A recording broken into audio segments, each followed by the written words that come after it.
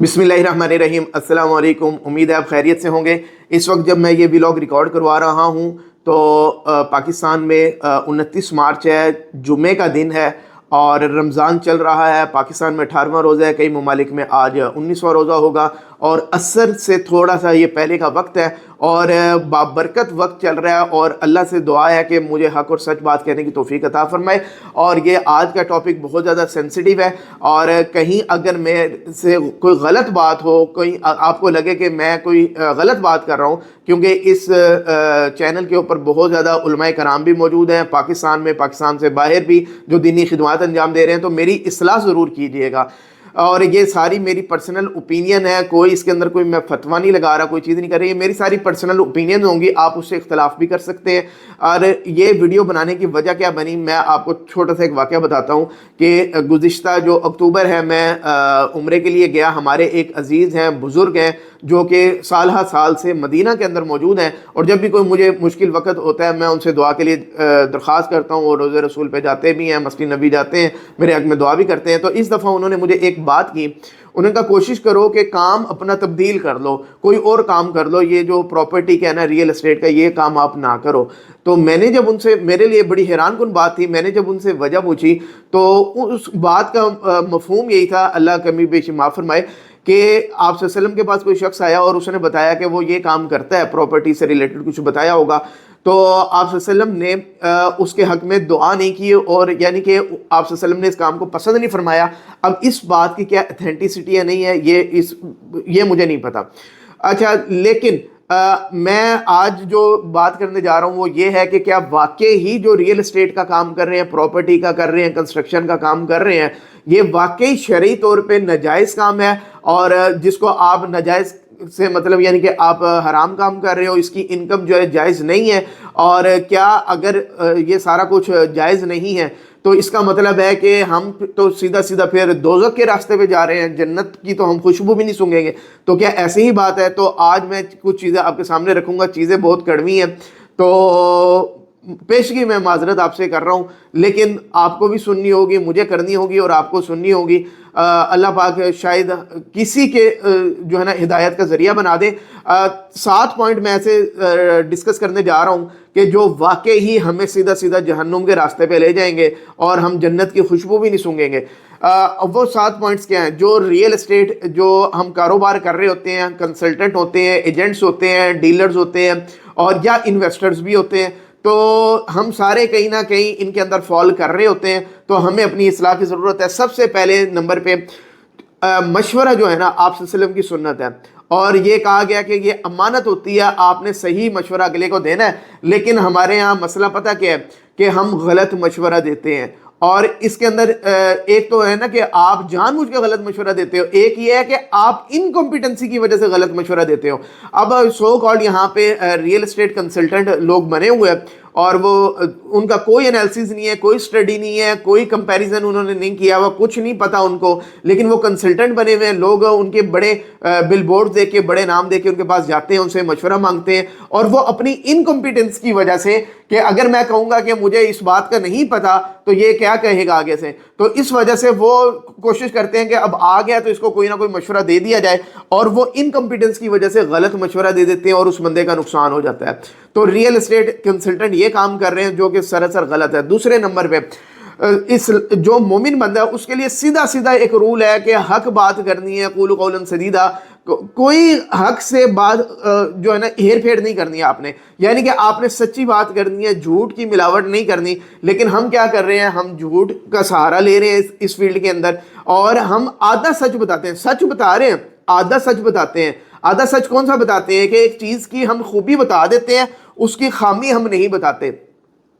अब जो आधा सच होता है वो पूरे झूठ से ज़्यादा खतरनाक होता है। तो एक बंदा आ रहा है, आप उसको कोई प्रॉपर्टी है, कोई प्लॉट है, कोई चीज़ भी है, आप उसको उसके जो पॉजिटिव चीज़ें भी बताओ, उसकी नेगेटिव चीज़ें भी बताओ, लेकिन हमारे यहाँ ये नहीं हो रहा। हम आधा उसको सच बता के वो बेचारा उस शीशे के अंदर उतर जाता है और उसको बाद में पता लगता है कि उसके साथ मसला हो क्या गया। और ये हम जानबूझ के कर रहे हैं। एक है कि अगर आपको इल्म नहीं है वो एक अलग कहानी है, ये आप जानबूझ के कर रहे होते हो, हम, मेरा मतलब हम भी शामिल हैं। तो हम जानबूझ के ये काम कर रहे होते हैं कि हम आधा सच बताते हैं उसको। अच्छा, इसके बाद جو لین دین کا معاملہ بہت زیادہ اسٹرکٹ ہے, اتنا اسٹرکٹ ہے کہ ایک حدیث پاک کا مفہوم ہے کہ اگر ایک بندہ شہید ہو جاتا ہے اللہ کے راستے میں, سب سے بڑی چیز, قیمتی چیز کیا ہوتی ہے؟ انسان اپنی جان اللہ کے راستے میں دے دیتا ہے. اگر کوئی شہید ہو کے چلا گیا اور اس کا کوئی لین دین کا معاملہ پینڈنگ تھا تو وہ اس کی معافی نہیں ہے. ٹھیک ہے, تو اتنا سخت یہ اس کے بارے میں ہے. لیکن ہم یہاں کیا کرتے ہیں کہ ہم لین دین کے اندر دھوکہ دیتے ہیں اگلے کو. دھوکہ کس طرح دیتے ہیں؟ یہ بڑا, اب یہ تو روٹین بن گئی ہے, اور کسی کوئی پتہ لگ جائے نا, اسے کہو کہ آپ نے جناب میرے ساتھ یہ تو دھوکہ کیا ہے یہ لین دین کے اندر, وہ آگے کہتے ہیں بھائی مارکیٹ میں ایسے ہی ہوتا ہے, ایسے ہی چل رہا ہے, سب سے اس سے جا کے پوچھ لیں, ایسے ہی کاروبار ہو رہا ہے. تو ہوتا کیا ہے کہ مثال کے طور پہ میرا 50 لاکھ کا پلاٹ ہے, میں بیچنے گیا ہوں, ڈیلر نے کہا بھائی 50 سے اوپر کا یہ بکنا ہی کوئی نہیں ہے. آگے ایک خریدار آیا, اس کو کہا جی 55 لاکھ کا پلاٹ ہے.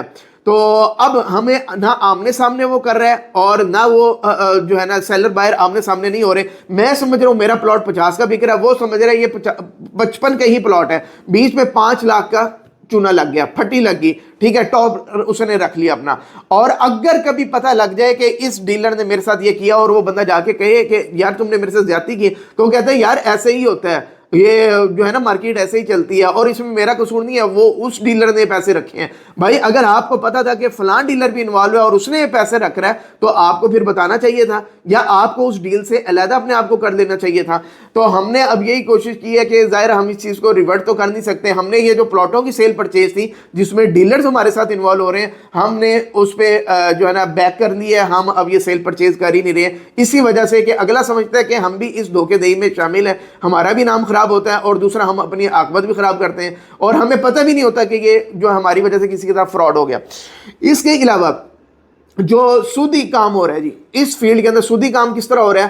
ہم غلط انویسٹمنٹ کروا رہے ہیں, جو ایسے پروجیکٹ کے اندر انویسٹمنٹ کرا رہے ہیں جو آپ کو پتہ ہے کہ کل کو نہ بننا ہے نہ کچھ ہونا ہے, اور اب بھی وہ آف پلان پراپرٹی ہے, وہ بنی ہی نہیں ہے, اس پہ رینٹل انکم ہم دینا شروع کر رہے ہیں کہ جناب یہ آپ 1 کروڑ لگا دو, 2 کروڑ لگا دو, 5%, 6%, 10% آپ کو نا اس کا رینٹل انکم ملنا شروع ہو جائے گا. بھائی وہ چیز ایگزسٹ ہی نہیں کرتی, آپ پیسے پہ پیسہ دے رہے ہو. کسی سے بھی آپ جا کے پتہ کر لیں, میں کوئی فتویٰ نہیں لگا رہا, تو کسی بھی مسلک سے آپ کا تعلق ہے, جا کے پوچھ لیں, یہ غلط کام ہے, حرام کام ہے, یہ سودی کام ہے. اور سودی کیا ہے؟ اللہ اور اس کے رسول سے جنگ ہے.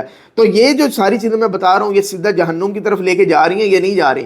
ہم اپنی طرف سے کاروبار کر رہے ہیں, لیکن ہم اپنا سیدھا جہنم کا راستہ سیدھا کر رہے ہیں. اس کے علاوہ ایک جو بہت بڑی چیز ہے, ناپ تول میں کمی ہے. اور ایک بڑی, آپ نے واقعہ پڑھا ہی ہوگا, قرآن پاک میں بھی ذکر ہے, ناپ تول میں کمی کرتی تھی اور اللہ پاک نے پوری قوم کو جو ہے نا ختم کر دیا تھا. اب ناپ تول میں کمی کا کیا مطلب ہے؟ کہ آپ کوالٹی اور کوانٹٹی دونوں کمپرومائز کرتے ہو. اب یہ زیادہ کام ہو رہا ہے جو کنسٹرکشن سیکٹر ہے, کہ آپ نے ایک کمٹمنٹ کی ہے, اگلے نے ایک پیسے دیے ہیں کہ بھائی یہ چیز لگانی ہے, یہ لگانی ہے, یہ لگانی ہے, اس کوالٹی کی لگانی ہے اور اتنی لگانی ہے. آپ نے کیا کیا؟ اس کی کوانٹٹی کے اندر بھی 2 نمبری کر دی, اس کی کوالٹی کے اندر بھی. یہ ناپ تول میں کمی ہو گئی نا, آپ نے اپنا سٹینڈرڈ گرا دیا لیکن پیسے آپ نے پورے لے لیے. تو یہ ناپ تول میں کمی ہے, اور یہ پوری قومیں اس وجہ سے تباہ ہوگی, غرق ہو گئی ہیں. تو یہ سارا کام ہے. اچھا, اس کے علاوہ اب میں آ جاتا ہوں, بعض لوگ پوچھیں گے فائلز کا جو کاروبار ہو رہا ہے وہ کیا ہے؟ اب اس میں 2 کیٹیگریز ہیں جو میرا اپنا علم ہے. 2 کیٹیگریز ہے. ایک تو یہ ہے کہ ڈیولپر ہے, اس کے بعد لینڈ وغیرہ موجود ہے, اس کی آنرشپ وغیرہ موجود ہے, اور وہ اپنے پلاٹس وغیرہ بیچتا ہے. یہ ایک سیپریٹ کہانی ہے. میں آ رہا ہوں دوسری سائڈ کے اوپر. ڈیولپر ہے, اس کے پاس کوئی لینڈ موجود نہیں ہے, اور اس نے جی کٹنگ شٹنگ اس نے جی کاغذوں کے اوپر کٹنگ نکال دی ہے, اور فائلیں بنا دی ہیں, 1000 فائلیں, 10,000 فائلیں اس نے بنا دی ہیں. ڈیلرز کو اس نے سارا ملا لیا ساتھ, اور یہ اب وہ نوازشات بھی کر رہا ہے, ان کو گاڑیاں بھی دے رہا ہے, سارا بھی کر رہا ہے کہ اتنی بھیج دو, اتنی گاڑیاں دے دوں گا, یہ دے دوں گا, وہ دے دوں گا. اب ڈیلر کو سمجھ نہیں آ رہی کہ یہ کس کے پیسے پہ یہ سارا کچھ وہ دے رہا ہے, وہ اپنی جیب سے آپ کو دے رہا ہے. اگر اس کی پروڈکٹ اتھینٹک ہے, واقعی ڈیلیور ہونے والی ہے, وہ واقعی موجود ہوگی, تو وہ تو اتنا پیسہ افورڈ ہی نہیں کرتا. ایک حد تک مارکیٹنگ کر سکتے ہیں, لیکن اتنی گاڑیاں دے دے, یہ سارا کچھ دے دے, اس کا مطلب ہے یہ سارا آپ کو پتا تھا. آپ اگر ایز اے ڈیلر اس کو سپورٹ کر رہے ہو, مارکیٹنگ کمپنی سپورٹ کر رہے ہو, تو یہ سارا فراڈ تھا. جس بزنس کا کوئی وجود نہیں ہے, آپ اس کو کاروبار کہہ رہے ہیں, یہ تو وجود ہی نہیں ہے. تو سیدھا سیدھا ڈاکہ زنی, دھوکہ دہی ہے. آپ ایک بندے کی جیب سے پیسہ نکال رہے ہو اور کچھ بھی نہیں کر رہے ہو, یہ سیدھا فراڈ کر رہے ہو. ابھی میں ایک انٹرویو دیکھ رہا تھا, ایک پوڈ کاسٹ کے اندر ہماری ایک بہن تھی, وہ لگی ہوئی تھی کہ راولپنڈی اسلام آباد والی سائٹ کے اوپر جی کہتی ہے میں جاب کرتی تھی کسی ہاؤسنگ سوسائٹی کے ساتھ, پھر بعد میں وہ اس کے بڑے ایشوز بھی بنے. تو کہتی تب تک مجھے نہیں پتا تھا کہ یہ فراڈ سوسائٹی ہے. کہتی ہم نے بڑی فائلیں بیچی. کہتی ابھی تک وہ کالیں آتی ہیں لوگوں کی اور وہ برا بھلا بھی کہتے ہیں, سارا کہتے ہیں کہ ہماری حق حلال کی کمائی آپ نے ضائع کروا دی.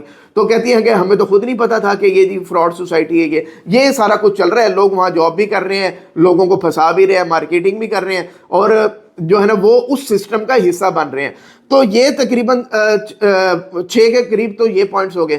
اس کے علاوہ جس کی وراثت تقسیم ہوتی ہے, بہنوں کا حصہ ہم نہیں دیتے. بہن کا حصہ نہیں دیں گے نا, اس پلاٹ کی وجہ سے, اس گھر کی وجہ سے سیدھا سیدھا جہنم کا راستہ آپ کا کھل جاتا ہے. ٹھیک ہے نا, گھر بڑوں نے بنایا, حق کسی کا تھا, آپ خام میں اپنے جو ہے نا سارا کچھ اپنے حالانکہ کل کو آپ نے بھی بڑھنا ہے, یہ آپ کے حصے میں بھی نہیں رہنا, یہ آپ کی اولاد کے پاس چلا جانا ہے. خام کی دوزخ آپ نے اپنے پلے ڈال لی. اس کے علاوہ جب بھی کوئی ہمسایہ ہو یا کوئی بھائی وغیرہ ہو, کوئی زمین کی جب وہ ڈویژن ہوتی ہے, اس کے اندر ہم کیا کرتے ہیں کہ ڈویژن کے اندر 2 نمبری لگا جاتے ہیں. کوئی اچھا پارٹ ہے وہ ہم رکھ لیتے ہیں, اگلے کو اتنی سمجھ نہیں ہوتی, جو دوسرا کم جو اس کی ویلیو والا ہے وہ اس کو دے دیتے ہیں. کوئی اس طرح کر کے ہم ہیر پھیر کرتے ہیں.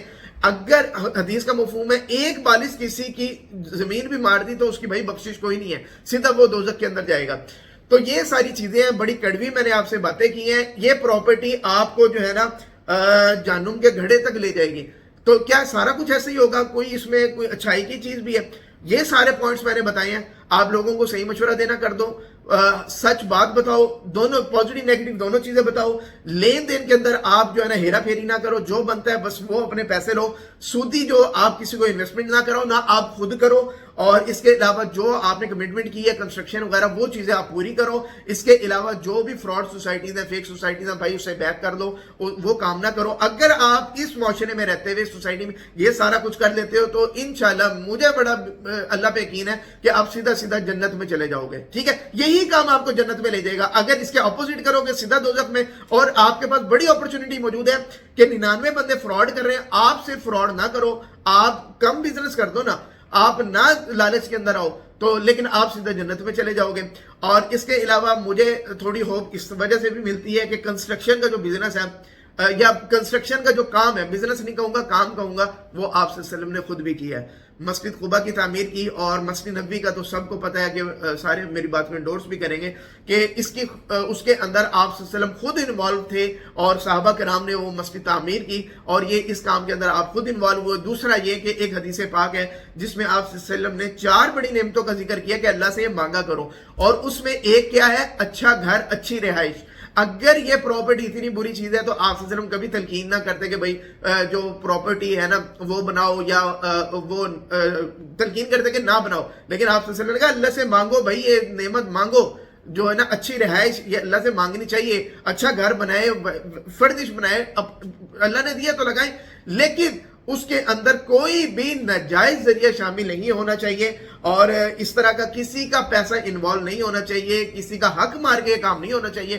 تو میرا خیال ہے کہ اگر ہم اس پیٹرن کو فالو کرتے ہیں تو ہم جنت میں جائیں گے. باقی جنت میں جانے کی جو سورہ اثر ہے وہ آپ پڑھ لیں کہ سب انسان خسارے کے اندر ہیں. اور خسارہ کیا ہے کہ آخرت جب شروع ہوگی نا تو سارے جو ہے نا نقصان کے اندر ہوں گے. نقصان کیا ہے کہ جنت میں نہیں جائیں گے, دوزخ کے اندر جائیں گے. لیکن کون لوگ بچ جائیں گے؟ ایک وہ جو ایمان لے کے آئے. ایمان کیا ہے؟ اللہ اور اس کے رسول پہ ایمان لے کے آنا ہے. ایمان یہ لے کے آنے کہ جو انہوں نے بات کر دی ہے نا, جسے منع کر دیا اس سے منع ہو جانا ہے, سود سے منع کر دیا منع ہو جانا ہے, کسی کا یتیم کا حق کھانے سے منع کیا. یہ ساری چیزیں آپ نے ان ساری چیزوں پہ ایمان رکھنا ہے. اور وعملوا الصالحات, آپ نے نیک کام کرنے. یہ سارے اگر آپ پراپرٹی کا بزنس کرتے ہوئے, انویسٹمنٹ کرتے ہوئے یہ سارے چیزیں آپ فالو کرتے ہو تو الٹیمیٹلی آپ نیک کام کر رہے ہو نا.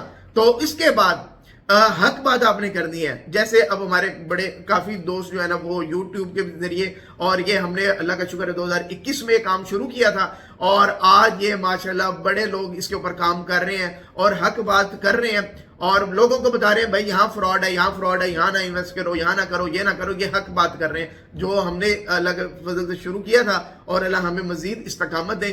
تو یہ حق بات. لیکن جب آپ حق بات کرتے ہو تو کیا سب کچھ اس طرح سیدھا چلتا رہتا ہے, اتنا سموتھ ہوتا ہے؟ آپ کو نقصان بھی ہوتے ہیں, آپ کو بہت زیادہ مسئلے مسائل بھی ہوتے ہیں. کبھی انشاءاللہ وقت ہوا تو میں آپ کو بتاؤں گا کہ آپ کو تو یہ نظر آ رہا ہے کہ ہماری ویورشپ آ رہی ہے, لوگ ہمیں فالو کر رہے ہیں, لیکن میں اس کے بتاؤں گا کہ اس کام کے پیچھے مجھے کتنے بڑے بڑے پرسنلی ایموشنل ڈیسیژنز لینے پڑے. ایموشنل ڈیسیژن, لوگ پوری زندگی وہ فیصلے نہیں لیتے جو مجھے جو ہے نا وہ فیصلے لینے پڑے ہیں، اور لیکن اللہ پاک نے جو ہے نا اس کے اندر برکت ڈالی ہے، اور یہ مزید آپ سے دعاؤں کی درخواست ہے. کبھی انشاءاللہ میں ڈیٹیل بتاؤں گا، کبھی اگر کسی سٹیج پہ پہنچ گیا. ابھی تو خود میں اس فیلڈ کا ایک اسٹوڈنٹ ہوں، کوشش کر رہا ہوں گرو کرنے کی، تو آپ سے دعا کی درخواست ہے. اور دوسرا یہ کہ جب آپ حق پہ کھڑے ہوتے ہو، مشکلات آتی ہیں، آپ نے اس پہ صبر کرنا ہوتا ہے. یہ نہیں کہ آپ نے کام چھوڑ دیا، آپ نکل گئے. آپ کو کنسسٹنٹ رہنا ہوتا ہے، حالات جیسے بھی ہوں آپ کو بات کرتے رہنے. 3 سال ہو گئے ہیں، بات کر رہے ہیں. کبھی مارکیٹ اوپر جا رہی ہے، کبھی نیچے جا رہی ہے، اتنے عرصے سے ڈاؤن ہے، لیکن ہم اپنی بات کرتے جا رہے ہیں، اس کے اوپر کنسسٹنٹ ہے. تو جب آپ یہ چاروں کام کرتے ہو تو جنت کا راستہ اللہ پاک انشاءاللہ لازمی ہمارے لیے کھولے گا. کوئی بات بری لگی ہو تو میں معذرت، واٹس ایپ کمیونٹی گروپس آ رہے ہیں، اس کو آپ لازمی جوائن کیجیے گا. کوئی بھی آپ کا سجیشن ہو یا کوئی بھی آپ پوائنٹ اس میں ریز کرنا چاہ رہے ہو تو کمنٹ میں لازمی اٹھائیے گا. Thank you very much.